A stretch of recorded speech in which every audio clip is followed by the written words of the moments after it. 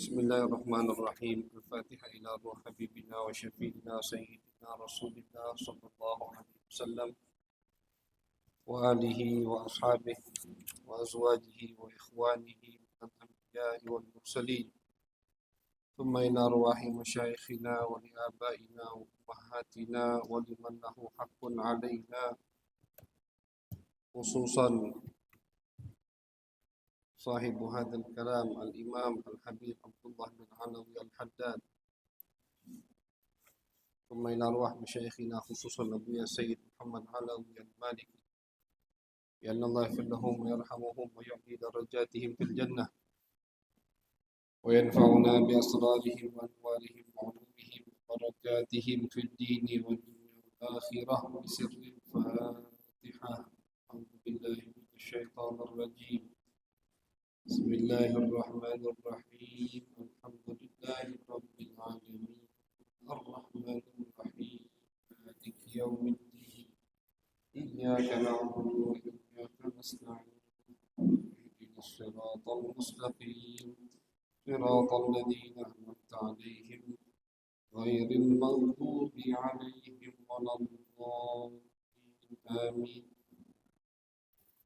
بسم الله الرحمن الرحيم. الحمد لله رب العالمين وبه نستعين على أمور الدنيا والدين،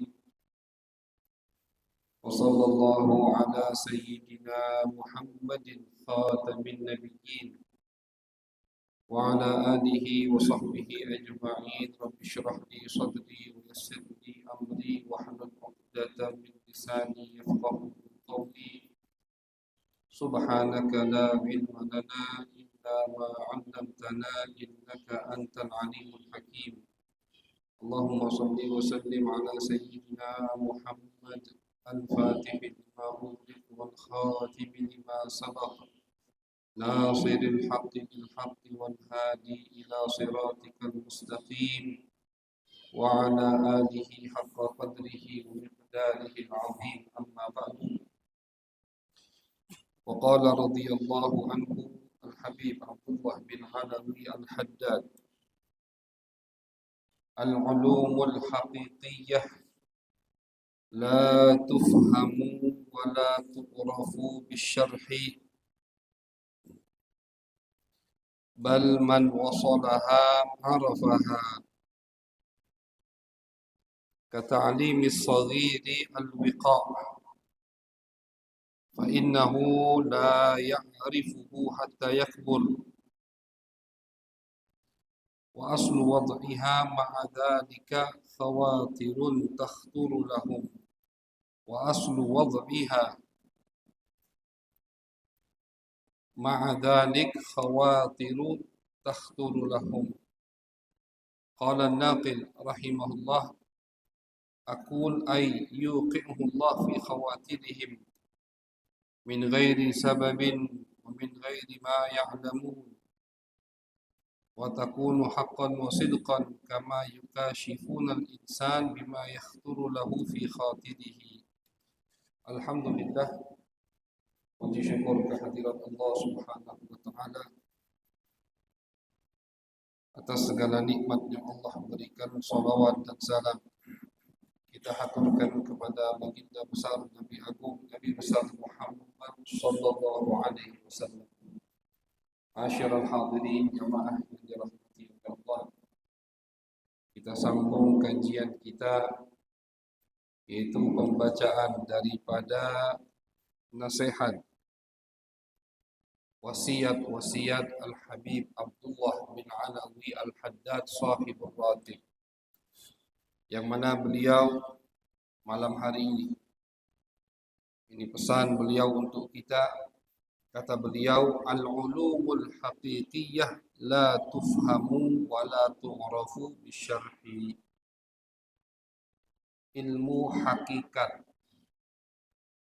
jadi ilmu itu bukan satu macam. Ilmu bukan satu macam. Al-Imam Al-Ghazali di dalam kitab beliau yang berjudul Ihya Ulumuddin, di situ beliau membagi ilmu itu ada dua. Kata Imam Ghazali, ilmu itu ada dua. Ada yang pertama ilmu muamalah. Ini pembagian Imam Ghazali. Yang pertama adalah ilmu muamalah, yang kedua ilmu mukasyafah. Ini pembagian yang disebutkan oleh Al-Imam Al-Ghazali dalam kitab beliau Ihya Ulumuddin. Ilmu terbagi dua. Yang pertama ilmu muamalah. Ilmu muamalah, bagaimana kita beramal. Muamalah, ilmu bagaimana kita beramal. Ilmu muamalah ini, kata Imam Ghazali, juga terbagi dua. Ilmu muamalah ini terbagi dua. Ada ilmu muamalah yang zahir, ada ilmu muamalah yang batin. Ilmu muamalah yang zahir, ya, dan ilmu muamalah yang batin. Ilmu muamalah yang zahir adalah ilmu bagaimana kita beribadah dengan benar, yaitu ilmu muamalah yang zahir. Ilmu yang berkaitan dengan cara bersuci, ilmu bagaimana kita sholat yang benar, mengikuti apa yang sudah dicontohkan oleh baginda Nabi besar Muhammad sallallahu alaihi wasallam. Ilmu bagaimana kita mandi wajib, tayamum, puasa, zakat dan seterusnya.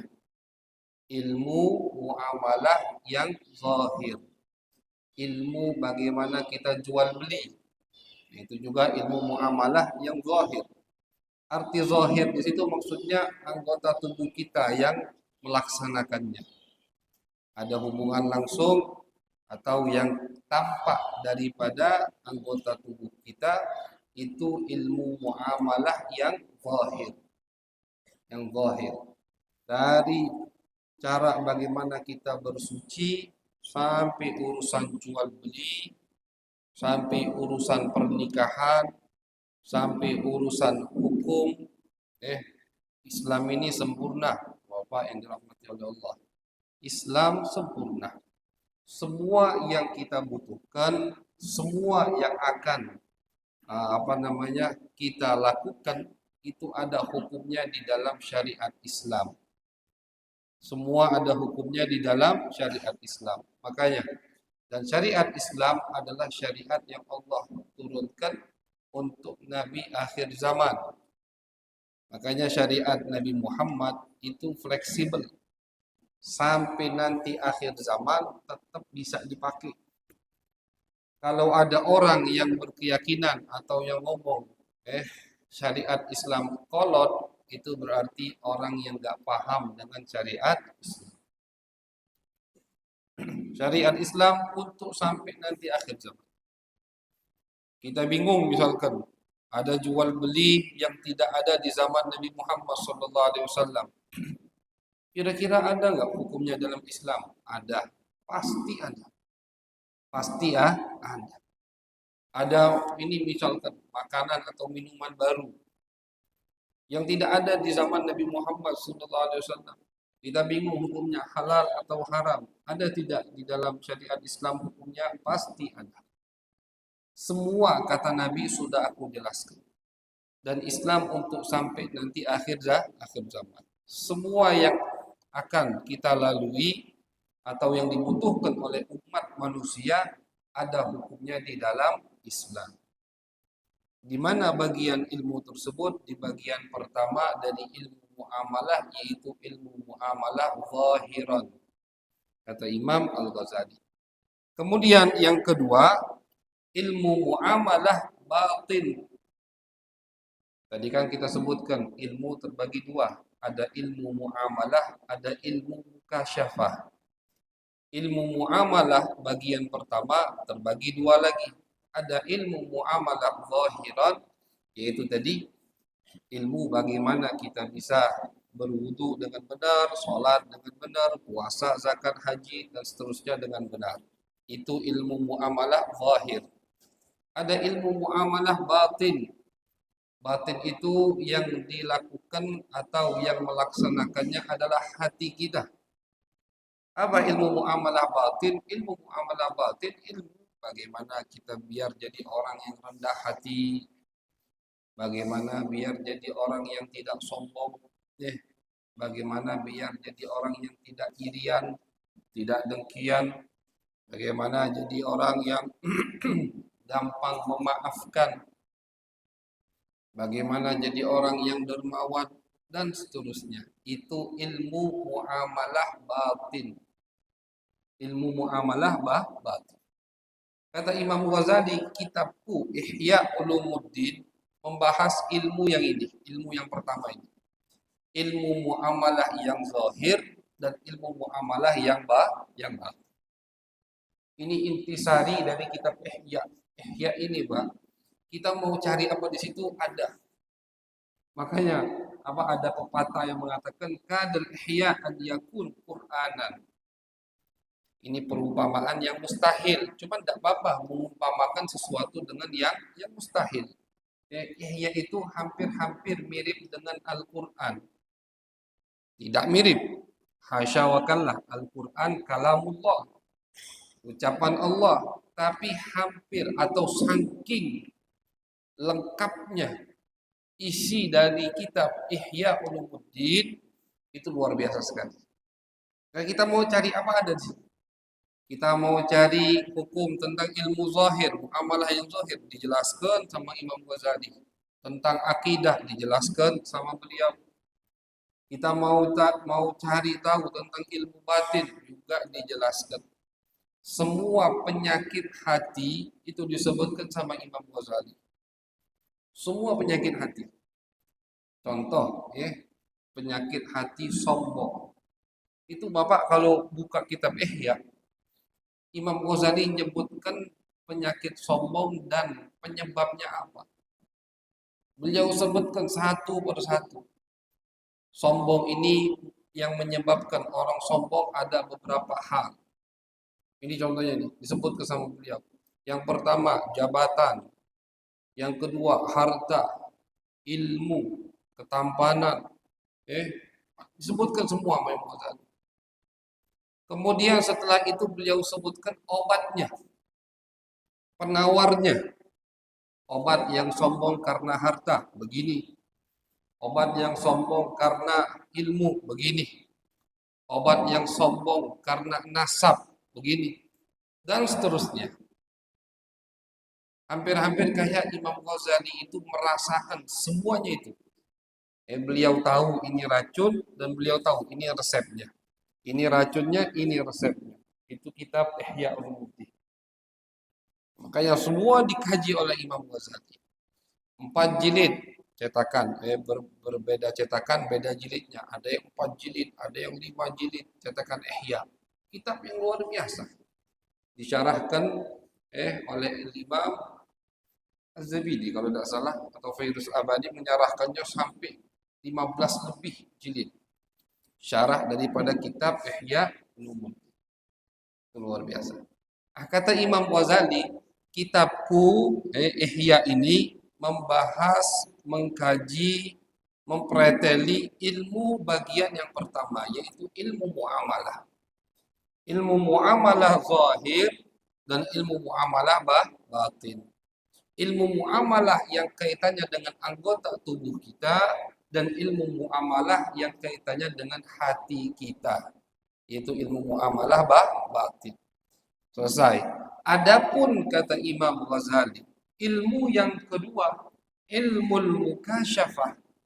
Yang mana ilmu mukasyafah ini istilah lainnya adalah ilmu haqiqah. Ilmu mukasyafah istilah lainnya adalah ilmu haqiqah. Maka itu kata Imam Ghazali tidak aku sebutkan, tidak aku kaji di dalam kitabku ini. Ilmu haqiqah, ilmu hakikat bahasa kita. Ilmu hakikat. Bahkan beliau mengatakan, kami kutip dari perkataan beliau, duna ilmil mukasyafah allati la rukhsata fi ida'iha al-kutubu wa in kanat hiya ghayata maqsadit talibin.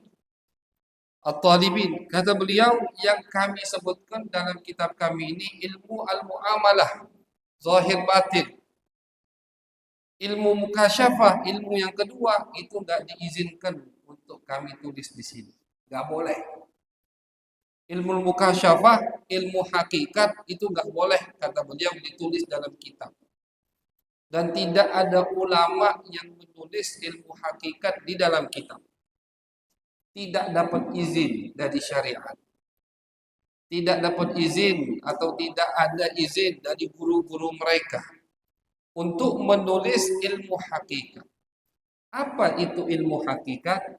Ilmu hakikat kata Al-Imam Al-Ghazali adalah hasil daripada ilmu muamalah. Itu ilmu hakikat. Mungkin Bapak bingung. Terus apa ilmu hakikat itu? Apa dia ilmu hakikat itu? Sampai tidak dapat izin untuk ditulis sama sekelas Imam Ghazali. Pak, ini sekelas Imam Ghazali ini. Ngomong aku tidak dapat izin untuk nulis ilmu hakikat di kitabku ini. Nah, jadi kalau ada orang kiai atau habib, ustadz, siapapun itu di zaman sekarang ini, koar-koar ilmu hakikat itu tidak usah didengari dulu. Kita lihat dulu bagaimana ilmu muamalatnya. Karena ilmu hakikat itu hasil natijah dari ilmu muamalat. Jingok dulu muamalatnya. Zahir, wudunya bagaimana, sholatnya bagaimana, puasanya bagaimana, zakat, haji, jual beli, pernikahannya bagaimana. Batinnya, ilmu muamalat batin, hatinya bagaimana. Jadi kalau ada orang zaman sekarang yang menunjukkan atau menviralkan ilmu hakikat, itu jangan didengar dulu. Karena ilmu hakikat itu natijah hasil dari ilmu muamalah. Kalau ada kiai, ustadz, habib, siapapun, syekh thariqah, tidak sholat, tidak puasa, tidak zakat, tapi habis itu kor ilmu hakikat, itu jelas ilmu hakikat palsu. Palsu itu. Palsu. Cuman pengen terkenal. Cuman pengen cepet viral. Cuman pengen banyak yang ikut. Karena ada pepatah Arab yang mengatakan khalif tushhar. Khalif tushhar. Ada pepatah Arab yang mengatakan pengen cepat terkenal, khalif. Maka lakukan hal yang aneh. Pengen cepat terkenal, lakukan hal yang aneh. Coba apa yang aneh? Di desa kita apa yang aneh, di perkumpulan kita apa yang aneh, lakukan coba. Oh, langsung viral ente. Terkenal langsung. Tapi kalau ente melakukan apa yang dilakukan oleh salaf, oleh ulama terdahulu, melakukan apa yang diajarkan oleh guru-guru kita, lambat terkenal. Lambat terkenal. Misalkan sekarang diumumkan, oh di Masjid Fajar Siddiq ada majelis ilmu hakikat. Misalkan ada majelis, kalau kita hadir di situ, kita bisa jadi kebal. Kita bisa ini rame yang datang. Demen wong ngejak itu. Tapi kalau majelis dengari nasihat ulama-ulama seperti Habib Abdullah Al-Haddad. Majelis mempelajari adab-adab syariat agama. Majelis belajar bagaimana kita ibadah supaya ibadah kita ini sah, tidak perlu ramai yang datang. Kenapa? Itu udah biasa, sering dengar. Makanya yang terkenal yang aneh. Dan banyak orang-orang seperti ini sekarang. Dia kajian yang aneh-aneh. Biar apa? Biar terkenal. Tapi na'udzubillah bukan mempersatukan umat atau meluruskan umat, malah menyesatkan umat. Itu yang sering kita hadapi. Jadi kalau sekelas Imam Ghazali yang luar biasa alimnya, Imam Ghazali ini banyak karangan. Jangan kita kira Imam Ghazali cuma ahli di bidang tasawuf. Tidak, Pak. Kalau Bapak baca biografi Imam Ghazali geleng-geleng gitu. Di ilmu mantiknya luar biasa, ilmu falsafatnya luar biasa. Imam Ghazali punya karya di ilmu falsafat. Itu Imam Ghazali. Ilmu fikihnya, fikih Syafi'i, waduh, banyak karangan beliau. Bahkan karangan beliau jadi rujukan untuk ulama setelah beliau. Karangan beliau di bidang fikih Syafi'i, bagaimana berwudu itu fikih Syafi'i, jual beli pernikahan, itu karangan beliau jadi rujukan untuk ulama yang datang setelah beliau. Ulama yang ada di abad setelah beliau. Oke, ada ulama yang mengumpulkan silsilah kitab fikih mazhab Syafi'i. Disebutkan silsilah kitab fikih mazhab Syafi'i. Rujukan untuk fikih mazhab Syafi'i itu ada silsilah kitabnya. Dari kitab pertama yaitu karya Al-Imam Asy-Syafi'i. Ada ini Pak, dijual biasanya di perpustakaan Islam dijual. Kayak poster gitu, silsilah kitab mazhab fikih Syafi'i. Kalau kita pengen tahu silsilah kitab kita ini apa, Be? Dari Imam Syafi'i sampai ke ulama terakhir di abad mungkin di abad 2 abad atau 3 abad yang lalu. Dari kitab Imam Syafi'i, kemudian di bawahnya kitab murid-murid Syafi'i, di bawahnya terus dicatat sampailah di abad kelima kitab Ghazali yang jadi rujukan. Di abad kelima kitab Ghazali, Al-Wasit, Al-Wajiz, banyak kitab beliau. Itu jadi rujukan untuk fikih mazhab Syafi'i. Setelah abad Imam Ghazali, ulamanya itu seperti apa? Apa namanya, rangkuman atau ringkasan atau penjelasan untuk kitab Imam Ghazali. Nah, jadi setelah abad Ghazali, ulama-ulamanya kitab mereka itu daripada hasil kitab Imam Ghazali. Jadi di bidang ilmu fikihnya juga luar biasa. Itu Imam Ghazali. Di tasawufnya, sudah lihat kitab Ihya Ulumuddin. Orang yang seperti itu, sekelas Imam Ghazali, mengatakan aku tidak diizinkan. Dan semua ulama kata beliau tidak diizinkan untuk mencatat, untuk membukukan ilmu mukasyafah atau ilmu hakikat di dalam kitab-kitab kami. Gak boleh. Kenapa tidak boleh? Ini Al-Habib Abdullah bin Alawi Al-Haddad beliau sebutkan. Kata beliau, la tufhamu wa la tu'rafu bisyarhi. Ilmu hakikat, ilmu mukasyafat itu enggak bisa dipahami dengan cuman penjelasan. Tidak bisa. Sedetail apapun Ghazali menjelaskannya, ini umpama di kitab Ihya Ulumuddin, akal kita ini nggak bisa menampungnya. Itu ilmu hakikat. Dan ini bukan sesuatu yang bid'ah, yang baru ada, tidak. Sudah ada dari zaman sahabat. Sahabat Nabi yang bernama Abu Hurairah terkenal Abu Hurairah itu sahabat yang paling banyak meriwayatkan hadis Nabi, 5.000 lebih jumlah periwayatan hadis daripada sahabat Nabi yang bernama Abu Hurairah. Itu kata Abu Hurairah, kata beliau, ketika beliau sekarat ini mau meninggal dunia. Kata beliau, ada beberapa ilmu yang sampai sekarang nggak pernah aku riwayatkan kepada kalian. Kata Abu Hurairah. Ada beberapa ilmu yang sampai detik ini aku tidak sampaikan, aku tidak riwayatkan kepada kalian. Karena kata Abu Hurairah, kalau aku riwayatkan, kalau aku ceritakan, sebutkan kepada kalian, maka kalian akan memenggal kepalaku ini. Kalau aku riwayatkan, kalian akan memenggal kepalaku. Itu kata Abu Hurairah. Artinya itu ilmu nggak boleh diceritakan, nggak boleh diriwayatkan, nggak boleh diajarkan. Ilmu apa, Beb? Aneh berarti ilmu yang bukan ilmu aneh, bukan. Syariat itu nggak ada yang aneh, tenang aja. Bukan ilmu aneh, tapi kita tidak bisa memahaminya kalau cuman melalui penjelasan. Itu maksudnya.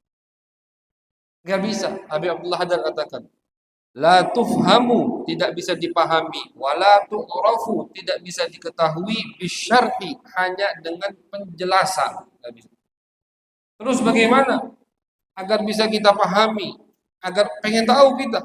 Ya, kita pengen tahu, kita pengen dong dapat ilmu ini, ilmu mukasyafah atau ilmu hakikat. Apa kata beliau? Bal man wasalaha arafaha. Kata beliau, yang sampai pada level tersebut dia akan tahu. Jadi, kata Abdul Haddad, kayak kata beliau, kalau pengen kamu tahu, ya sampai dulu ke situ.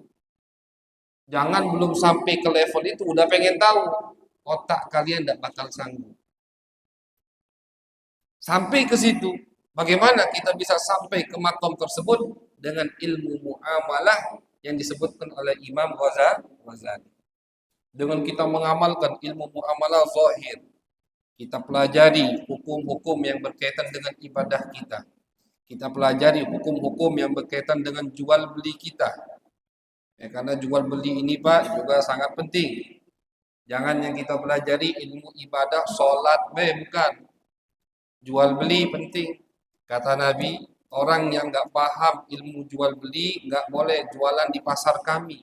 Ketika Nabi Ketika Nabi bangun pasar. Nabi itu pas hijrah ke Madinah bukan hanya bangun masjid, tapi Nabi juga bangun pasar. Nabi bukan hanya bangun masjid, tapi Nabi bangun pasar. Agama dilestarikan sama Nabi, dunia ekonomi juga dimajukan sama Nabi besar Muhammad SAW. Kata Nabi, la yabi fi suqina. Tidak boleh jualan di pasar kami malam yatafaqqah fi dinina. Orang yang tidak mempelajari hukum jual beli di dalam agama kami. Karena apa? Karena dalam hadis lain Nabi Muhammad mengatakan yang jual beli, tijarah, berdagang, bisnis, dia nggak paham ilmu jual beli, maka akan dia terkena riba sya'a am abah. Kena riba. Mau tidak mau dia pasti kena riba kata Nabi Muhammad. Kalau dia tidak tahu. Makanya ilmu jual beli juga penting. Harus kita pelajari. Kita lagi misalkan sudah melakukan transaksi atau lagi jual beli, bingung hukumnya, tanya sama ustaz. Apa ustaz jual beli ini? Sah apa tidak? Tapi seperti kita sampaikan, tanya itu sebelum transaksinya deal. Janganlah duit di tangan baru tanya ustaz. Itu salah. Nanya itu sebelum terjadi. Kalau udah terjadi bukan nanya, cerita itu. Itu bergesan namanya, bukan bertanya. Ilmu jual beli. Kalau jual beli gitu haram, berarti makannya masuk ke mulut makanan haram. Makanan haram, kata Nabi, barang siapa yang perutnya isi haram, fannaru aula bihi, maka api neraka lebih pantas untuk dirinya. Anna yustajabulah di riwayat lain. Bagaimana doanya bisa dikabulkan, bagaimana ibadahnya diterima oleh Allah kalau makanan yang masuk ke perut haram. Nah, makanya ilmu yang berkaitan dengan masjid artinya ibadah, sholat, puasa harus kita pelajari. Ilmu yang berkaitan dengan jual beli ketika kita ingin berdagang harus kita pelajari juga. Ilmu yang berkaitan dengan pernikahan ketika anak muda ingin menikah harus dipelajari juga. Ini nak kawin seminggu lagi baru belajar ilmu nikah. Cuma 3 pertemuan. Paham apa cuma 3 pertemuan. Nah, makanya anak-anak muda ini yang pengen ada nikahan, datangi Ustaz kita, Ustaz, kami minta daurah ilmiah tentang bab nikah. Penting. Ada lafaz yang bisa menjadikan suami istri cerai. Ada yang tidak bisa. Berapa banyak orang yang masih kumpul yang dia kira itu istrinya padahal bukan istri. Nauzubillah. Terjadi apa tidak? Terjadi. Sampai punya anak lagi bahkan. Nauzubillah min dzalik. Nah, jadi kata Imam Ghazali dan Habib Abdullah bin Alawi Al-Haddad, kalau kalian ingin mengetahui ilmu hakikat, ilmu mukasyafat, amalkan, pelajari ilmu muamalat yang Imam Ghazali sebut tadi. Ilmu muamalat zahir, bagaimana ibadah kita sah, jual beli kita benar, pernikahan kita sah. Ilmu muamalat batin, bagaimana hati kita bersih. Gak sombong, gak irian, gak dendeman, gak ujub. Itu semua kita pelajari, maka kalian akan sampai kepada ilmu hakikat. Gitu. Mereka nggak bisa nyebutkan, mereka tahu. Habib Abdullah Haddad udah mencicipi, Imam Ghazali mencicipi, tapi mereka nggak bisa menceritakannya. Itulah kenapa, sebab para ulama mengharamkan kita membaca kitab karya Al-Imam Ibn Arabi yang berjudul Al-Futuhat Al-Makkiyah, Futuhat Makkiyah atau Futuhat Rabbaniyah, antara itu judulnya. Ada ulama yang bernama Imam Ibn Arabi mengarang satu kitab yang di situ beliau menceritakan sedikit daripada ilmu hakikat. Tentu ini hukum untuk secara umum, secara global, umum. Ilmu hakikat tidak boleh diceritakan, tidak boleh ditulis. Cuman ada beberapa ulama yang yang tidak sadar lagi sudah. Mereka tidak, kesadarannya diambil oleh Allah sehingga mengucapkan beberapa istilah daripada ilmu hakikat. Contoh, di abad berapa itu lupa, ada namanya ulama, nama seorang wali Allah bernama Al-Imam Al-Hallaj. Al-Hallaj, namanya ini Hallaj. Kesadarannya hilang. Kesadarannya udah hilang. Bukan gila. Ini gila tapi gilanya karena Allah. Kesadarannya hilang. Akhirnya beliau mengucapkan kalimat-kalimat, istilah-istilah yang di ilmu hakikat itu memang ada, tapi menurut ilmu muamalat itu salah, nggak boleh diucapkan. Makanya akhirnya beliau dipenggal oleh ulama. Wali ini, kalau penasaran coba cari cerita Hallaj. Wali beliau. Apa yang beliau katakan? Kata beliau, yang ada di dalam baju ini adalah Allah. Ucapan-ucapan yang kalau kita dengar ini murtad, ini musyrik, nggak boleh. Tapi karena beliau kesadarannya hilang, sehingga mengucapkan kalimat-kalimat tersebut, kalimat yang ada di dalam ilmu hakikat, didengar sama orang lain, yang awam nggak ngerti, nggak paham, akhirnya takut sesat. Yang alim-alim paham, tahu, ini hilang kesadarannya, akhirnya mereka memenggal Al-Hallaj dengan saifus syariah, dengan hukum ilmu muamalat, ilmu syari, dipenggal. Dipenggal, kenapa? Karena omongannya menunjukkan orang itu sesat. Hakikatnya beliau tidak sesat. Tapi dia ngomong, dibongkar, dipublikkan, banyak yang dengar, takut yang dengar tersesat, sama ulama akhirnya dipenggal kepalanya. Itu terjadi. Nah, makanya Imam Ghazali mengatakan tidak boleh kami menceritakan ilmu hakikat. Ada beberapa ulama yang kebablasan atau tadi hilang kesadarannya sehingga mereka mencatat di kitab mereka. Salah satunya kitab karya Imam Ibn Arabi. Sama Al-Habib Abdullah bin Alawi Al-Haddad diharamkan untuk kita membaca kitab tersebut. Dan ulama-ulama yang lain, Ibn Arabi ini setelah abad Ghazali, makanya nggak dibahas sama Imam Ghazali setelah abad Ghazali. Diharamkan, nggak boleh dibaca. Kenapa nggak boleh dibaca? Kalian akan tersesat kalau baca itu. Jadi caranya bagaimana? Caranya kata beliau, kata mereka, nggak usah baca itu. Buat apa kalian membaca apa yang dirasakan oleh orang lain? Karena kan yang mereka tulis dari ilmu hakikat itu yang mereka rasakan. Buat apa kita baca apa yang dirasakan orang lain? Imam Ghazali, Al-Habib Abdullah Al-Haddad menginginkan kita ini merasakan apa yang mereka rasakan. Jadi tidak usah baca apa yang orang rasakan. Amalkan apa yang dituliskan oleh Imam Ghazali, apa yang dinasihatkan oleh Habib Abdullah Al-Haddad, agar kalian bisa merasakan apa yang mereka rasakan. Itu maksud mereka melarang kita membaca kitab-kitab yang di dalamnya ada sedikit daripada kutipan ilmu hakikat. Karena ilmu hakikat nggak bisa dipahami kecuali oleh orang yang sudah merasakan daripada ilmu tersebut. Jadi kata Imam Ghazali, Ilmu ada dua, ilmu muamalah dan ilmu mukasyafah. Ilmu muamalah zahir batin, ilmu yang harus kita pelajari ya, agar kita selamat dalam kehidupan dunia ini. Adapun ilmu mukasyafah, ilmu hakikat, itu adalah hasil dari amal kita ketika kita mengamalkan ilmu muamalat. Amalkan ilmu muamalat, maka akan kalian rasakan ilmu hakikat.